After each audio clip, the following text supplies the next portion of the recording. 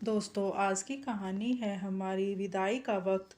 घर के आंगन में ही बीचों बीच मंडप बनाया गया था, जिस पर चमचमाते तोरण लगाए गए थे। मंडप के चारों कोनों पर मिट्टी के 7 कलश एक के ऊपर एक रखे गए थे, जो अलग अलग रंगों, छोटी छोटी मोतियों और चमकीले शीशों के टुकड़ों से सजे हुए थे। घर के बाहरी हिस्से में जगमग करते रंग बिरंगे लाइटें की लड़ियां लगाई गई थी। यूं समझ लीजिए कि पूरे घर को दुल्हन की सजा दिया गया था। श्रीमती तिवारी चाहती थी सीमा की शादी में हल्दी, मेहंदी, संगीत से लेकर विदाई तक हर रस्म घर से ही हो। इसलिए उन्होंने केवल रिसेप्शन के लिए ही मांगलिक भवन की बुकिंग करवा रखी थी।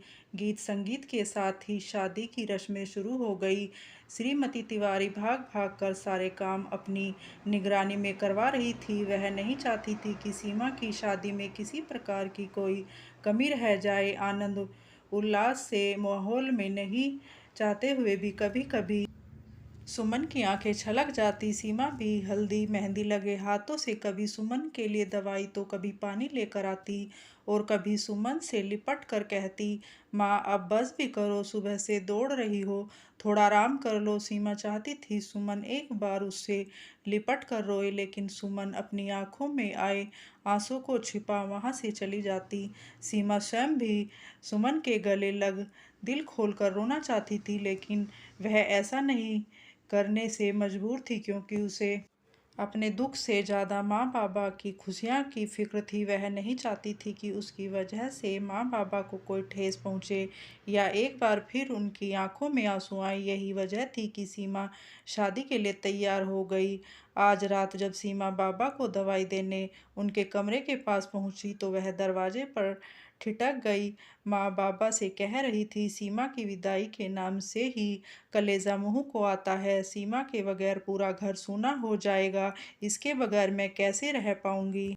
यह घर काटने को दौड़ेगा। तभी बाबा माँ को समझाते हुए कहने लगे, तुम यह कैसी बातें कर रही हो सुमन, बेटी को तो विदा करना ही पड़ता है।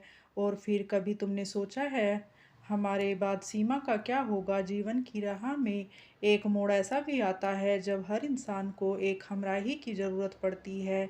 यह सीमा के भविष्य का सवाल है। राजेश बहुत अच्छा लड़का है, वह हमारी सीमा को बहुत खुश रखेगा। हमारी बिटिया रानी बनकर रहेगी, रानी बनकर रहेगी। ऐसा कहकर बाबा जी का कंठ भर आया। माँ बाबा के रुआए से स्वर जानकर बोली, मैं सब समझती हूँ, लेकिन क्या आप सीमा के बगैर रह पाएंगे। मुझसे ज़्यादा स्नेह करते हैं आप सीमा से, उसमें तो आपकी जान बसती है। बाबा माँ से कुछ कहे बगैर चुपचाप दीवार पर लगी चिराग की तस्वीर की ओर निहारने लगे कि फिर एक लंबी सांस लेते हुए बोले, सुमन अपने मन को कड़ा कर लो। यदि हम टूट गए तो सीमा बिखर जाएगी, अगर सीमा बिखर गई तो हम चिराग को क्या जवाब देंगे। यह सुनकर सीमा बाबा को दवाई दिए बगैर ही अपने कमरे में लौट आई।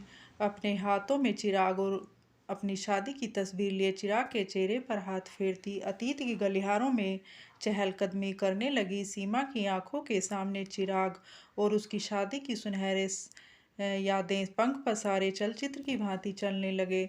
सीमा अब तक नहीं भूली वह लम्हा जब वह पहली बार ब्याह कर इस घर में आई थी। चिराग उसमें इतना खोया रहता कि कई बार वह स्वयं से शर्मा जाती। माँ बाबा से दुलार इतना मिलने लगा कि उसे मायके की सुध न रही। माँ बाबा और चिराग तीनों सीमा का ऐसे ख्याल रखते मानो वो कोई छोटी बच्ची हो।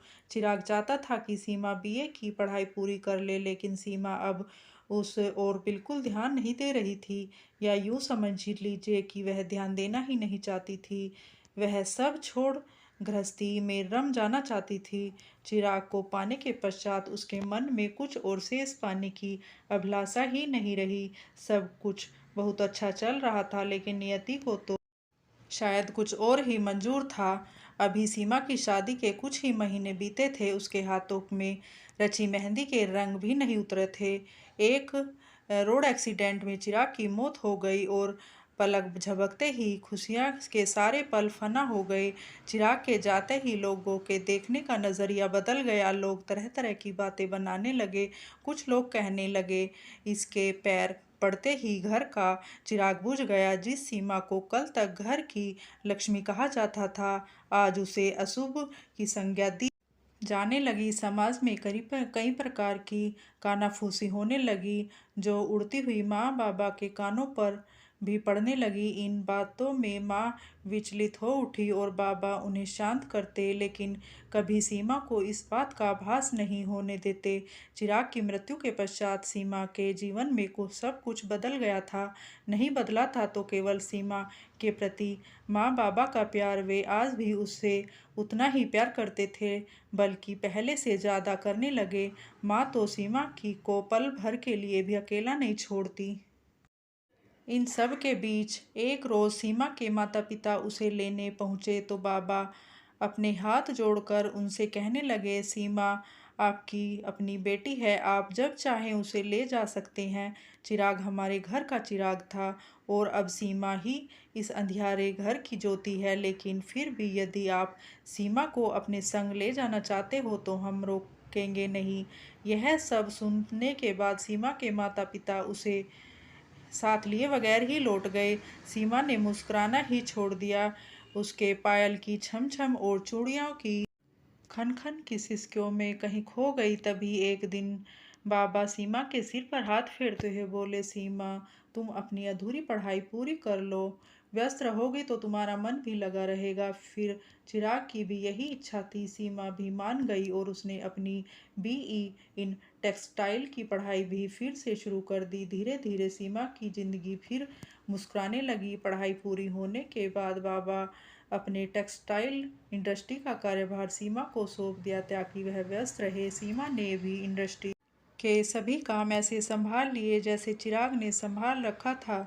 सहसा एक शाम जब सीमा फैक्ट्री से घर लौटी तो माँ और बाबा उसे अपने समीप बिठाते हुए बोले, सीमा अब तुम्हारी विदाई का वक्त आ गया। अचानक सीमा के हाथों से तस्वीर गिर गई और वह वर्तमान में लौट आई। तस्वीर को एक ओर रखती हुई हुई सोचने लगी कि ये कैसी विधि का विधान है। जिस घर में उसकी डोली उतरी थी, कल उसी घर से उसकी डोली उठेगी। दोस्तों, अगर आपको कहानी अच्छी लगी तो लाइक और हमारे चैनल को सब्सक्राइब करना। धन्यवाद।